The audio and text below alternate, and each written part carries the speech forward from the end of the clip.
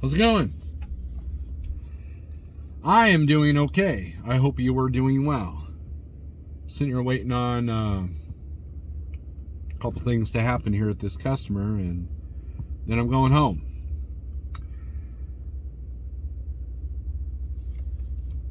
Do you believe in coincidences? And here's something I touched on one of my live feeds.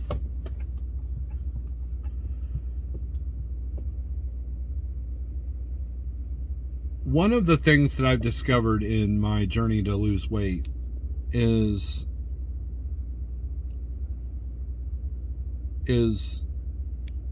about insulin resistance and stuff like that. What happens to the body when you eat certain foods. And then, of course, that puts you down one rabbit hole, and then another rabbit hole leads to another rabbit hole. And you know, at the end of the day,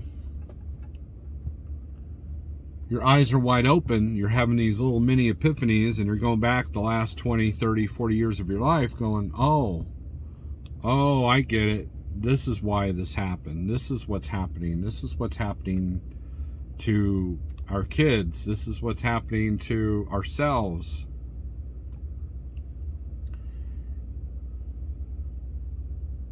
And so when it comes to coincidence, I don't believe in coincidences.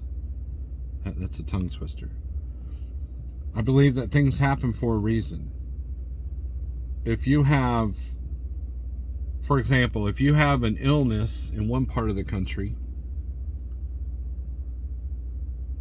then it might be centralized to that one part of the country. But if you have the same exact illness that happens in like 12 different regions of the world, there's a reason for that. That's not just a coincidence. So when you look at our timeline, the last 40 years is when we have industrialized food. Popularity of snack foods went up. Popularity of eating 4 times a day went up. More sedentary jobs. But even then, right? So you can sit there and say, well, if you're overweight, you're lazy, right? It's because you don't want to burn those calories. But yet, you see 4-year-olds, you see 5-year-olds, you see 6-year-olds that are overweight. They're not lazy. They're running around just like every other kid. Case in point, I know 2 kids that one's overweight, one has attention issues, one always has a device in their hand, one's always got something sugary in her hand, and the other kid doesn't. The other kid is normal size,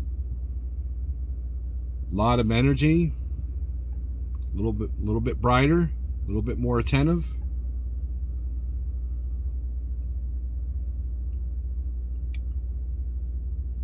And you can't sit there and call a 4 or 5-year-old lazy, right? Because kids always play. That's what they do. Unless they're physically handicapped, they want to play. And so when you look at different aspects of our food and what we've been giving our kids from birth, you know, you look at the soy, you look at the sugar, you look at the starches, and then you look at the history of our country in the last 30 or 40 years when that stuff kind of first started popping up. The other element is high intensity health talked about this, but the other element is exercise, right? So exercise is important. And he suggested that, you know, he went into all this science stuff about how you know, what the muscles do with glycogen and all that stuff. Real technical mumbo jumbo stuff that I'll leave up to him. But the reality is if you go for a 10-minute walk or 15-minute walk after you eat, that's better for you. If you can eat and not go to bed, straight to bed, which a lot of us in the truck do, you know, if you can eat early, I know that's hard sometimes with our schedule, just don't go to bed right afterwards, right?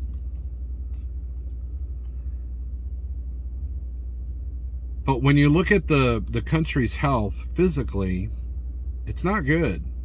Diabetes is up. You know, heart medication is up. Diabetic medication is up. Mind medication is up. You know, like mental, you know, like ADHD and stuff like that. So you think about that. Pharmaceutical companies.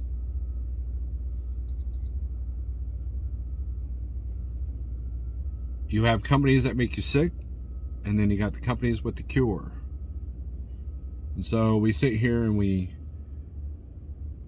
work until we're 65 and hopefully retire. By the time you're 65, you've done with some element. You're either morbidly obese, or you have some kind of cancer, or you have a blood pressure issue, or you've had a heart attack. And then so now you're paying out the yin yang for premiums on insurance, and you're paying, I know people that are like $300 or $400 and $500 a month in medication alone. So you think back to coincidence. And you see how powerful the pharmaceutical companies are now. You know, everybody's worried about Amazon and Walmart, you know, destroying small businesses. And don't get me wrong, that's happening. But look who is destroying us from within.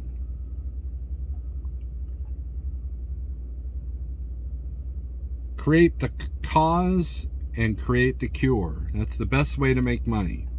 Like during wartime, the people that got the richest were the people that were able to supply arms and vehicles and supplies to both sides. I imagine if you do some Google research, you'll find the companies that did that during World War II. It'd surprise you. As a truck driver, I have a lot of time to think,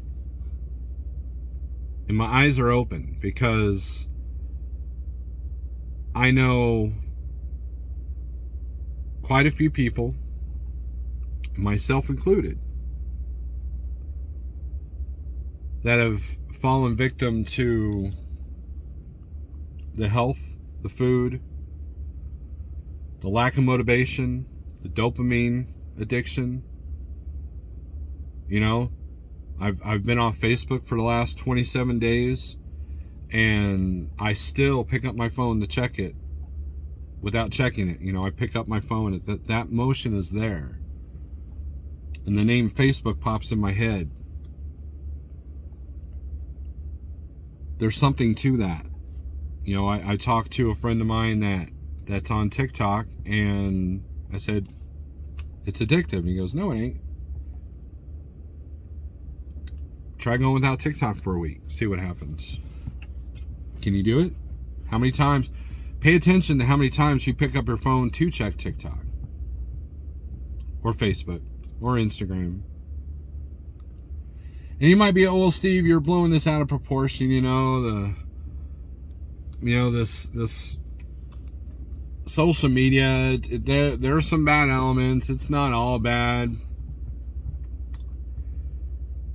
And one can validate that argument at times. I mean, there is some good information on the internet. There is some, you know, news that's worthy of knowing. But most of the time, 99% of it is just digital noise that you don't need in your life anyways. Such as, hey, you know, look at what I'm eating today. Or, hey, look what I got for Christmas. Or, hey, I'm mad because, you know, this guy cut me off. Or I'm mad because my company did this. Or, you know, I'm mad at other people because they're doing things that doesn't affect me, but I'm going to be mad about it. We're all up in everybody's business. Welcome to George Orwell.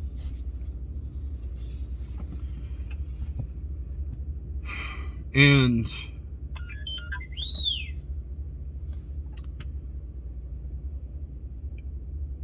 but you got to get an aerial view. You got to move away from the details and get up really high up in the air there and look down and see that the mentality of people is changing. The motivation of people is changing. You know, everybody's like, oh, these kids today, they don't want to work.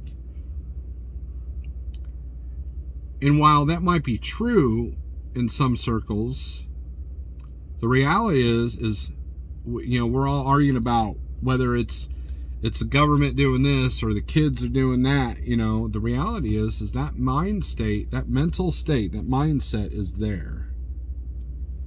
It's not just a coincidence that everybody in one generation or several generations have trouble going to work.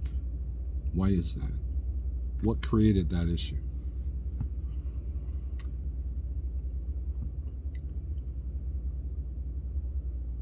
The political unrest, the systemic, you know, stuff. What caused that? What's creating that? What fuels that? What keeps it going? The reality is it's human nature. It's human nature to be addicted to, you know, the receptors, dopamine receptors that, you know, that we, you know, whether it's gambling or drugs or alcohol or legal drugs or you know, even pornography. You know, there's a dopamine rush, and what people don't realize is TikTok, Instagram, Facebook, and Twitter, they all have that same little bit of tiny just stuff that fuels that. You know, studies have shown that flipping through, you know, Instagram is the same receptors as the slot machines at the casino. You know, you just mindlessly hit a button over and over till you see a result. That creates a dopamine rush. And the more that happens, and the more cortisol that's going on, you know, you lose your motivation. You know, have you ever seen a guy that, you know, well, I won't go there, but I'll keep that. I'll keep that for a live feed. But it's killing our motivation, and it's making us easy to anger. It's making us easy to be up in everybody else's business and be ticked off about it. Where's that coming from? The reality is we're cattle. We're nothing but cattle of cash. Everybody's like, oh, look at the sheeple. No, we're cattle. Because all we're doing is sitting out in the field, eating, getting fat, completely oblivious to the slaughter.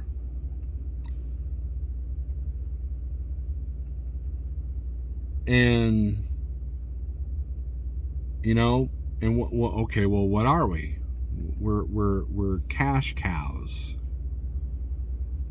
They're either going to get your money through your income, through your taxes, through your Social Security, through your insurance. Because think about it, you go to work, you make a good living for yourself. If you want to go to college, you get a college degree, which means that you probably more likely took out student loans. So there's one cash cow. And then you pay taxes with your really good job. There's another cash cow. And then, depending on if you don't have your life together or not, you have stress levels, you overeat, you don't take care of yourself, you indulge too much, whatever it may be, and then your health goes to crap about 50, 55 years old.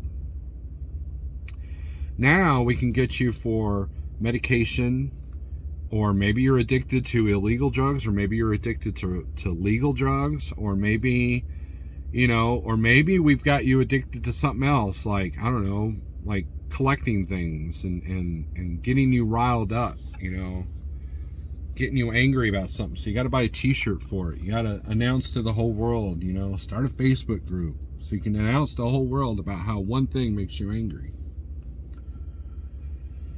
You know, so I've always said that truck drivers, a lot of us are unhealthy because we don't eat right, we don't sleep right, we have long moments of solitude, and it's a sedentary job. I think I just described the entire country. It's not because of laziness. You know, why would millions of people suddenly decide to be lazy? That doesn't make sense. A mindset had to change in order to say, hey,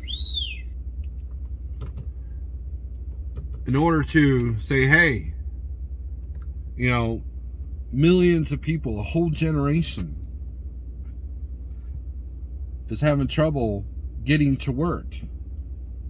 That's not a coincidence. That mindset changed somewhere. Where did it change? Now we can blame, you know, the parenting. Well, okay, so what changed the mindset of the parenting? What made the parents decide to parent like that? And I mean, you can go deeper and deeper however you want, but the reality is the mindset's changed. This is the reality we have now. We can't control it. All you can do is control yourself. All you can do is control how you react to things. Put the phones down. After this video, go read a book. Go read a magazine. Go for a walk. Eat a hamburger with no bun. Connect with people. Do something for somebody. You know, create a mental diet that's positive for you. Because you don't want to be just another cash cow. And that's what we are. It's not just truck drivers. We all are. Whether you're on welfare or whether you're the richest person in the world, they're going to make money off of you. Well, who's they, Steve? Who's they? The corporations. The corporations own this country. The corporations own the world. Don't believe me? Well, see how many people out of maybe 50 people you know aren't on some kind of medication or have some high health insurance deal or haven't had some kind of cancer. How many people do you know of your circle of 50 they'll be lucky to make it at age 60? And tell me I'm not right. You know, my father, he died of lung cancer because, you know, he chose to smoke. Now, am I blaming cigarette companies? No, because I don't do blame shifting. But they definitely had a hand in it because of their actions of making cigarettes addictive. Using marketing to change your mindset. Watch the movies from the 30s and 40s. You know, all the cool people were smoking cigarettes, and there are advertisements for cigarettes, and you know, you can buy candy cigarettes at the store. You still can, by the way. And you know, it's like, yeah, get these kids addicted to the act of taking a stick and putting it up to your mouth, whether it be sugar or nicotine. What are some of the most destructive things on the face of this earth? Sugar, nicotine. And we've all fallen victim to it. Every single one of us. Every single one of us. To the point that I was close to 400 pounds and didn't even realize it. Like cattle, they want us overweight, dependent, and oblivious. Don't be dependent and oblivious. these are my thoughts today. If you made it this far, thank you. I appreciate you watching. Give the thumbs up. You can give me a thumbs down, but I won't see it, so that's wasted effort. But go ahead and do it anyways if you feel that what I'm talking about to you is horrible and I don't know what I'm talking about. Because that's what social media is. Social media is going to say, hey, this dude is such an idiot, I'm going to make him famous. But then when we speak truths, we get shadow banned. Truth is a harsh reality sometimes. But the truth can also set you free. So with that being said, thanks for watching. I appreciate you. Click on the links below to check out my band's music or check out being a member of the channel. Or just hit the thumbs up or just say, hey, what's up, man, in the comments. Either way, I want you to have a blessed and good day today, because today might be all that you got. Later.